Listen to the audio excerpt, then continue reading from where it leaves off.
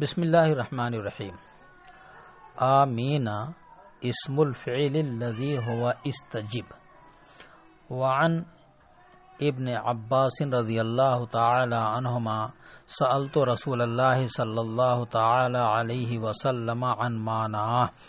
فقال افعل بني على الفتح كأين لالتقاء الساكنين وجاء مد ألفه وقصرها قال ويرحم الله عبدا قال آمين وقال آخر آمين فزاد الله ما بيننا بعدا وليس من القرآن وفاقا لكن يسن ختم السورة به لقوله عليه الصلاة والسلام علمني جبريل آمين عند فراغي من قراءة الفاتحة وقال إنه كالختم على الكتاب وفي معناه قول علي رضي الله تعالى عنه آمين خاتم رب العالمين ختم به دعاء عبده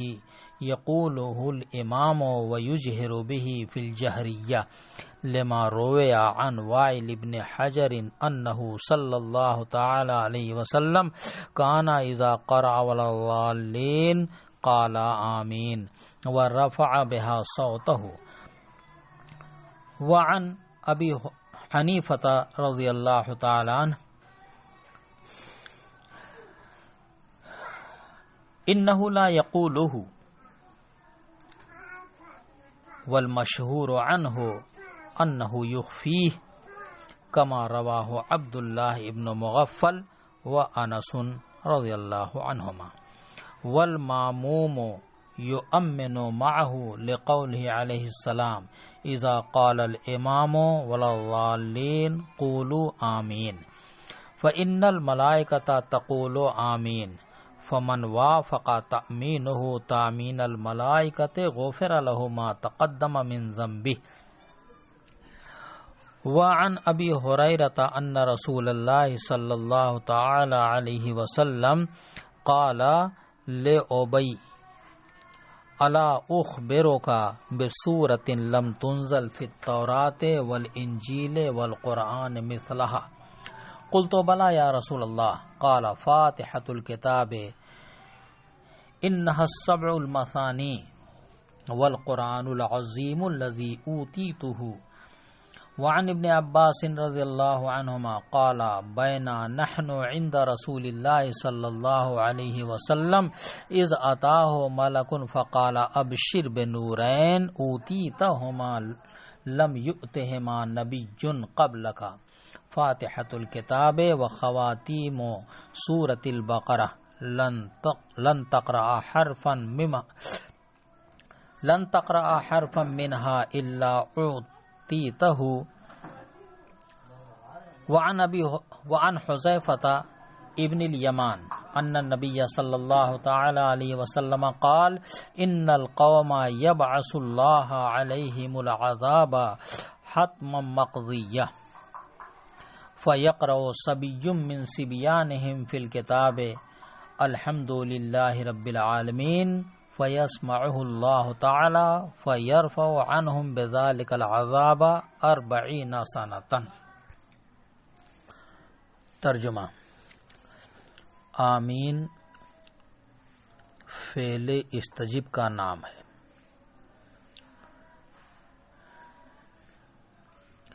اور حضرت ابن عباس رضی اللہ تعالی عنہما کی روایت ہے، فرماتے ہیں کہ حضور صلی اللہ تعالی علیہ وسلم سے اس کے معانی دریافت کیے تو آپ نے فرمایا اس کے معنی افعل کے ہیں، اور یہ لفظ آمین اجتماع ساکنین کی وجہ سے مبنی بر فتحہ ہے جیسا کہ آئینہ، اور آمین الف ممدودہ اور الف مقصورہ دونوں کے ساتھ کلام عرب میں وارد ہے. الف ممدودہ کی مثال شاعر کا یہ قول ہے یرحم اللہ عبدا قال آمینا، اور الف مقصورہ کی مثال میں یہ شعر ہے امینا فزاد اللہ ما بیننا بعدا. اور آمین بالاتفاق قرآن کا جز نہیں، لیکن آمین کہہ کر سورہ فاتحہ کو ختم کرنا مسنون ہے، کیونکہ حضور صلی اللہ تعالی علیہ وسلم کا ارشاد ہے کہ مجھے جبریل امین نے میرے قرات سے فارغ ہونے کے بعد آمین کہنے کی تعلیم دی، اور یہ کہا کہ آمین بحیثیت خط کی مہر کے ہے۔ اور اسی حدیث کے ہم معنی حضرت علی رضی اللہ تعالی عنہ کا قول ہے، فرماتے ہیں آمین رب العالمین کی مہر ہے، اس نے اپنے بندے کی دعا اس پر ختم کی ہے۔ یقولہ الامام، نماز میں امام آمین کہے گا اور جہری نماز میں بآواز بلند کہے گا، کیونکہ وائل بن حجر سے مروی ہے کہ حضور صلی اللہ تعالی علیہ وسلم والضالین پڑھنے کے بعد آمین کہتے تھے اور آمین کے وقت آواز بلند کرتے تھے، اور امام اعظم رضی اللہ عنہ سے منقول ہے کہ امام آمین نہ کہے، اور ان کی مشہور روایت یہ ہے کہ امام بھی آمین کہے مگر آہستہ کہے، جیسا کہ حضرت عبداللہ ابن مغفل اور حضرت انس رضی اللہ تعالی عنہما کی روایت سے ثابت ہے۔ اور مقتدی بھی امام کے ساتھ آمین کہے گا، اس لیے کہ حضور کا ارشاد ہے کہ جب امام والضالین کہے تو تم آمین کہو، اس لیے کہ ملائکہ بھی آمین کہتے ہیں، تو جس کی آمین ملائکہ کی آمین کے موافق ہوگی اس کے پچھلے گناہ بخش دیے جاتے ہیں۔ وعن ابی ہریرہ، اور ابو ہریرہ رضی اللہ تعالی عنہ سے مروی ہے کہ رسول اللہ صلی اللہ تعالی علیہ وسلم نے حضرت ابی سے فرمایا، تم کو ایسی ایک سورہ نہ بتلا دوں جس کی مثال نازل نہ ہوئی، نہ توریت میں، نہ انجیل میں، نہ قرآن میں۔ میں نے عرض کیا، ضرور یا رسول اللہ۔ آپ نے فرمایا، سورہ فاتحہ۔ تحقیق کی یہی سبع مثانی اور قرآن عظیم ہے جسے مجھے تنہا دیا گیا۔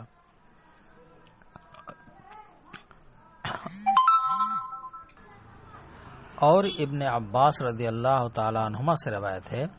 کہ ایک دن ہم رسول اللہ صلی اللہ علیہ وسلم کے پاس موجود تھے، اچانک ایک فرشتہ آیا اور اس نے کہا کہ آپ خوشخبری حاصل کیجئے 2 نوروں کی جو صرف آپ کو دیے گئے اور آپ سے پہلے کسی نبی کو نہیں دیے گئے، سورہ فاتحۃ الکتاب اور سورہ بقرہ کی آخری 10 آیات۔ ان کے ہر حرف کی تلاوت کے ساتھ ساتھ آپ کو وہ دیا جائے گا۔ اور حضرت حذیفہ ابن الیمان رضی اللہ تعالی عنہ سے روایت ہے کہ نبی صلی اللہ علیہ وسلم نے فرمایا کہ کوئی قوم جس پر اللہ تبارک و تعالی لازمی طور پر عذاب بھیجنے والا ہوتا، لازمی طور پر عذاب بھیجنے والا ہو، اور اس قوم کے بچوں میں سے کوئی بچہ قرآن پاک میں سے الحمدللہ رب العالمین پڑھتا ہے اور اللہ تعالیٰ اس کو سنتا ہے، تو اس قوم سے اس عذاب کو 40 سال کے لیے دور فرما دیتا ہے۔ تفسیر۔ آمین اسم الفعل، آمین اسم فعل ہے، یعنی آمین فعل استجب کا نام ہے، اور حضور کے فرمان سے بھی اس کی تائید ہوتی ہے، کیونکہ ذیلی نے حضرت عبداللہ ابن عباس سے روایت کی ہے، انہوں نے فرمایا کہ میں نے خود حضور صلی اللہ تعالی علیہ وسلم سے اس کے معنی دریافت کیے، تو جواب میں آپ نے ارشاد فرمایا اس کے معنی ہیں افعل۔ تو دیکھیے حضور نے بھی افعال کے ذریعے تشریح فرمائی، جس سے معلوم ہوا کہ آمین اس میں فعل ہے، یعنی فعل افعال کا نام ہے۔ اس پر ایک اشکال ہے کہ لفظ آمین جب اس میں فعل ہے اور اس میں فعل مبنی کے قبیل سے ہے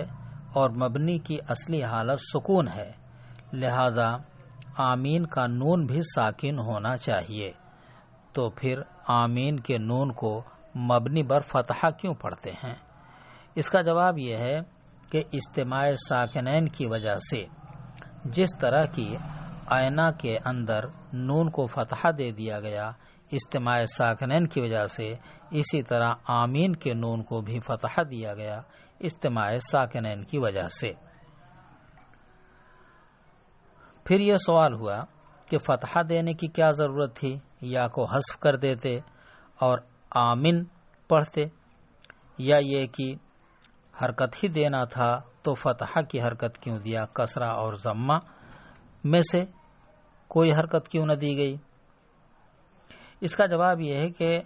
یا کو حذف کر کے آمین پڑھتے تو مصدر ایمان کے فعل امر کے ساتھ التباس ہوتا، اس لیے کہ باب افعال سے ایمان، اس سے امر کا صیغہ آمین آتا ہے، تو التباس امر سے لازم آتا، اس لیے یا کو حذف نہیں کیا گیا، اور نون کو ضمہ یا کسرہ اس لیے نہیں دیا گیا کہ یا کے بعد ضمہ یا کسرہ ثقیل ہے۔ لفظ آمین کے حمزہ کو بعض لوگوں نے ممدود پڑھا ہے اور بعض لوگوں نے مقصور۔ ممدود پڑھنے کی صورت میں تو آمین رہے گا اور مقصور پڑھنے کی صورت میں امین ہوگا، مگر واضح رہے کہ دونوں صورتوں میں وزن فعیل ہی کا رہے گا۔ ممدود ہونے کی صورت میں الف اشباع کا ہوگا۔ ممدود ہونے کے استشہاد میں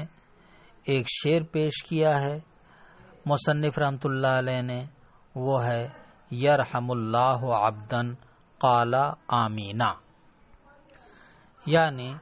اللہ اس بندے پر رحم فرمائے جو میری دعا پر آمین کہے۔ اور الف مقصورہ کے ساتھ پڑھا گیا، اس پر بھی ایک شعر کا ایک مصرع پیش کیا ہے استشہاد کے طور پر، امینہ فزاد اللہ ما بیننا بعدا، یعنی خدا کرے ہماری دوری میں اور بھی اضافہ ہو، اور اے خدا تو اس دعا کو قبول فرما لے۔ اس میں آمین کا لفظ پہلے آیا ہے اور دعا بعد میں ہے، حالانکہ ترتیب واقعی اس کے خلاف چاہتی ہے۔ وجہ یہ ہے کہ شاعر کو قبولیت دعا کا زیادہ اہتمام ہے، محتم ہونے کی وجہ سے لفظ آمین کو مقدم کر دیا گیا۔ وَلَيْسَ مِنَ الْقُرْآنِ، آمین کے بارے میں تمام علماء کا اتفاق ہے کہ یہ قرآن کا جز نہیں، کیونکہ نہ تو صحابہ اور تابعین سے یہ منقول ہے اور نہ مصحف عثمان غنی رضی اللہ تعالی عنہ میں لکھا ہوا موجود ہے، لہذا جو لوگ اس کو سورہ فاتحہ کے بعد میں لکھ دیتے ہیں یہ غلطی ہے اور ایسی بدعت ہے جس کی شرع کی جانب سے کوئی اجازت نہیں۔ لیکن اتنی بات ضرور ہے کہ سورہ فاتحہ کو لفظ آمین کہہ کر ختم کرنا مسنون ہے، یعنی سورہ فاتحہ کے بعد آمین کہنا، کیونکہ حضور صلی اللہ تعالی علیہ وسلم نے فرمایا علمنی جبریلو، یعنی جبریل علیہ السلام نے سورہ فاتحہ کی قراءت سے فارغ ہونے کے بعد لفظ آمین کی تعلیم فرمائی اور فرمایا کہ آمین کی حیثیت سورہ فاتحہ کے اندر وہی ہے جو مہر کی حیثیت ہوتی ہے جسے خط کے اخیر میں لگایا جاتا ہے، یعنی جس طرح مہر لگا دینے کی وجہ سے خط فساد سے محفوظ ہو جاتا ہے، اسی طرح آمین کہہ دینے کی وجہ سے سورہ فاتحہ جو ایک دعا ہے وہ بھی فساد سے محفوظ ہو جاتی ہے۔ خط کے اندر فساد یہ ہے کہ اس کے مضمون پر کوئی شخص مطلع ہو جائے اور اس کو کھول کر دیکھ لے، اور مہر لگانے سے یہ فساد اس طور پر زائل ہو جاتا ہے کہ اس کو کوئی شخص کھول کر دیکھ نہیں سکتا۔ اور دعا کا فساد یہ ہے کہ وہ قبول نہ ہو، اور لفظ آمین کہہ دینے کی وجہ سے یہ فساد اس طور پر زائل ہو جاتا ہے کہ دعا درجہ قبولیت پر پہنچ جاتی ہے۔ اور اسی حدیث کے ہم معنی حضرت علی رضی اللہ تعالی عنہ کا فرمان ہے، آمین خاتم رب العالمین ختم بہ دعاء عبدہ۔ فرماتے ہیں کہ آمین رب العالمین کی مہر ہے جسے اللہ تعالی اپنے بندہ کے دعا کے اختتام پر لگاتا ہے اور مہر بند کر دیتا ہے۔ یقولہ الامام ویجہر بہ، یہاں سے فقہی مسئلہ شروع کرتے ہیں۔ فرماتے ہیں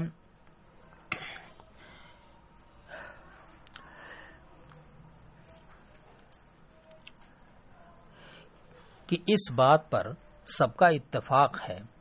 کہ منفرد کے لیے آمین کہنا مسنون ہے، یعنی نماز کی حالت میں سورہ فاتحہ کے اختتام پر یعنی والضالین پر آمین کہنا بالاتفاق سب کے نزدیک منفرد کے لیے مسنون ہے۔ اور اس بارے میں دلیل و روایت ہے جو حضرت ابو ہریرہ رضی اللہ تعالی عنہ سے بخاری و مسلم نے روایت کیا۔ حدیث شریف یہ ہے کہ نبی کریم صلی اللہ علیہ وسلم نے فرمایا کہ جب تم میں سے کوئی نماز کے اندر آمین کہتا ہے اور آسمان کے اندر ملائکہ آمین کہتے ہیں اور ایک دوسرے کی آمین موافق ہو جاتی ہے، یعنی دونوں کی آمین ایک ہی وقت میں ہو جاتی ہے، تو اس کہنے والے انسان کے تمام پچھلے گناہ صغائر معاف کر دیے جاتے ہیں۔ تو اس حدیث کے اندر حضور صلی اللہ علیہ وسلم نے احدکم کا لفظ استعمال فرمایا جو منفرد، امام و معموم یعنی مقتدی سب کو شامل ہے۔ لہذا اس حدیث سے سنیت تو ثابت ہو گئی، لیکن اگر نماز جماعت کے ساتھ ہو رہی ہو تو کیا امام اور مقتدی دونوں کے لیے آمین کہنا مسنون ہے یا ان میں سے کسی ایک کے لیے؟ تو اس سلسلے میں امام مالک رحمۃ اللہ تعالی علیہ یہ فرماتے ہیں کہ صرف مقتدی کے لیے مسنون ہے اور امام کے لیے نہیں، اور دوسرے ائمہ کہتے ہیں کہ دونوں کے لیے مسنون ہے۔ امام مالک رحمۃ اللہ علیہ کی دلیل حضور صلی اللہ علیہ وسلم کا یہ ارشاد ہے کہ اذا قال الامام والضالین قولوا آمین فإن الملائکۃ تقول آمین فمن وافق تأمینہ تأمین الملائکہ غفر له ما تقدم من ذنبہ، یعنی جب امام والضالین کہے تو اے مقتدیو تم آمین کہو، کیونکہ ملائکہ بھی آمین کہتے ہیں، تو جس کی آمین ملائکہ کی آمین کے موافق ہو تو اس شخص کے پچھلے گناہ معاف کر دیے جاتے ہیں۔ اس سے یہ ثابت ہوتا ہے کہ آمین کا ذمہ صرف مقتدی پر ہے، اس لیے کہ حضور نے امام و مقتدی دونوں کے درمیان دو کام تقسیم فرما دیے، امام کے ذمے والضالین رکھا اور مقتدی کے ذمے آمین، اور تقسیم شرکت کے منافی ہے، لہذا امام مقتدی کے ساتھ آمین کہنے میں شریک نہیں ہو سکتا، بس امام پر آمین کا ذمہ نہیں۔ یہ تو قول حضرت امام مالک رحمۃ اللہ علیہ کا ہوا، اور امام ابو حنیفہ رحمۃ اللہ علیہ اور امام شافعی رحمۃ اللہ علیہ کا مستدل اس بارے میں وہ حدیث ہے جس کو خود امام مالک نے اور ایک جماعت محدثین نے حضرت ابو ہریرہ رضی اللہ تعالی عنہ سے روایت کیا ہے کہ حضور صلی اللہ علیہ وسلم نے فرمایا کہ اذا امن الامام فامنوا۔ اس حدیث سے صراحتاً یہ ثابت ہوتا ہے کہ امام پر بھی آمین کہنے کی ذمہ داری ہے، کیونکہ حضور نے آمین امام کی تامین پر مقتدیوں کی تامین کو متعلق کیا ہے، اور یہ متعلق کرنا اسی وقت درست ہوگا جب امام کے ذمے بھی آمین کہنا ہو۔ اور امام مالک کی حدیث کا جواب یہ ہے کہ حضور نے اس حدیث کے آخر میں فرمایا ہے فَإِنَّ الْإِمَامَ يَقُولُهُ، جس سے امام کا خود آمین کہنا ثابت ہوتا ہے، لہذا اس حدیث سے استدلال کرنا امام مالک رحمۃ اللہ علیہ کا یہ درست نہیں ہے۔ اب احناف و شوافے کے درمیان اس بارے میں تو اتفاق ہے کہ سری نماز میں امام آہستہ سے آمین کہے، لیکن مقتدی سری نماز میں آمین کہے یا نہ کہے۔ تو امام شافعی رحمۃ اللہ علیہ کے نزدیک سری نماز میں بھی مقتدی آمین کہے گا، کیونکہ ان کے نزدیک مقتدیوں پر بھی سورہ فاتحہ کی قرات واجب ہے، اور جب سورہ فاتحہ وہ پڑھے گا تو آمین بھی کہے گا، اور آمین یہ خاتم ہے سورہ فاتحہ کی، لہذا جس پر سورہ فاتحہ پڑھنا ضروری ہوگا اس پر آمین بھی مسنون ہوگا۔ اور احناف کے سری نماز کے اندر تامین مقتدی کے حق میں دو قول ہیں احناف کی جانب سے۔ بعض احناف نے یہ کہا ہے کہ اگر سری نماز کے اندر امام والضالین یا آمین کہے اور مقتدی کے کانوں میں اس کی آواز آ جائے تو پھر سننے والے کے ذمے آمین ہے، اور بعض احناف نے فرمایا کہ کسی بھی حال میں نہیں، اس لیے کہ اس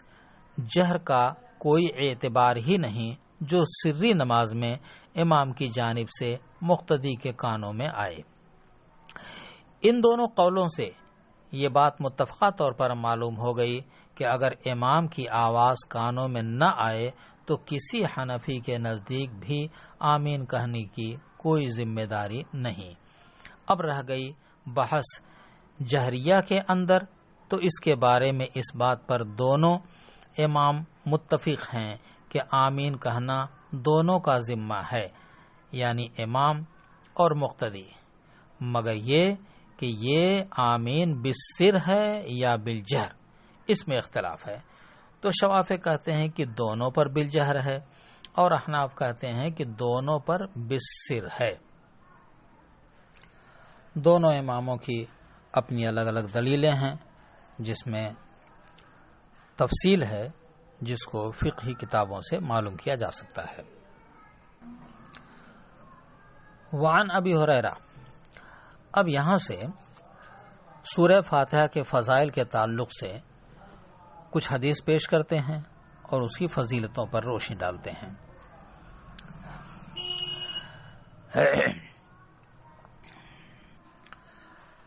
احادیث فضائل میں سے ایک حدیث حضرت ابو ہریرہ رضی اللہ تعالی عنہ کی ہے، جس کو مصنف کتاب نے ذکر کیا، جس کے معنی یہ ہیں کہ حضور نے حضرت ابی رضی اللہ تعالی عنہ سے یہ فرمایا کہ کیا میں تم کو ایسی صورت نہ بتلا دوں جو نہ تورات میں ذکر کی گئی اور نہ انجیل میں اور نہ قرآن میں، یعنی اس کی مثل کوئی سورہ نہ ذکر کی گئی، کیا ایسی سورہ میں تمہیں نہ بتاؤں؟ حضرت ابی رضی اللہ تعالیٰ عنہ نے عرض کیا،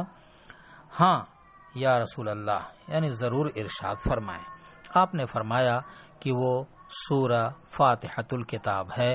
اور قرآن عظیم ہے جو مجھے عطا کی گئی۔ دوسری روایت حضرت ابن عباس رضی اللہ تعالی عنہ کی فضیلت کے بارے میں قاضی صاحب نے ذکر کی ہے۔ اس روایت کی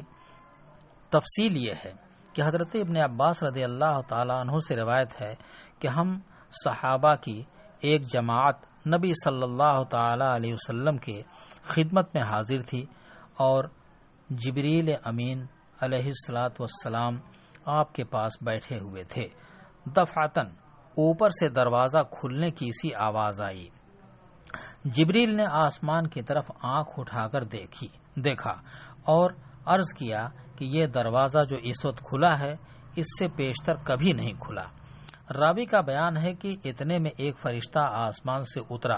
اور نبی صلی اللہ تعالی علیہ وسلم کی خدمت میں حاضر ہو کر عرض کرنے لگا کہ آپ کو ایسے 2 نوروں کا مزدہ ہو جو آپ سے پہلے کسی نبی کو نہیں دیے گئے، ایک فاتحۃ الکتاب اور دوسرا سورہ بقرہ کا خاتمہ یعنی اس کی آخری 10 آیات۔ ان دونوں مقاموں میں اگر آپ ایک حرف بھی پڑھیں گے تو وہ نور آپ کو دیے جائیں گے۔ تیسری حدیث حضرت حذیفہ ابن یمان رضی اللہ تعالی عنہ کی ہے، جس کو ثعلبی نے روایت کیا ہے۔ حدیث یہ ہے کہ نبی کریم صلی اللہ تعالی علیہ وسلم نے فرمایا کہ قوم کے اوپر اللہ تعالی یقیناً عذاب بھیجے گا، پس اس قوم کے بچوں میں سے کوئی بچہ کتاب اللہ سے الحمدللہ رب العالمین پڑھے گا تو اللہ تبارک و تعالی اس کی قرات کو سنے گا اور اس قوم سے 40 سال کے لیے عذاب دور کر دے گا۔ خلاصہ یہ کہ مصنف رحمۃ اللہ علیہ نے جو احادیث نقل فرمائی ہیں ان سے سورہ فاتحہ کے فضائل کے ثبوت حاصل ہوتے ہیں۔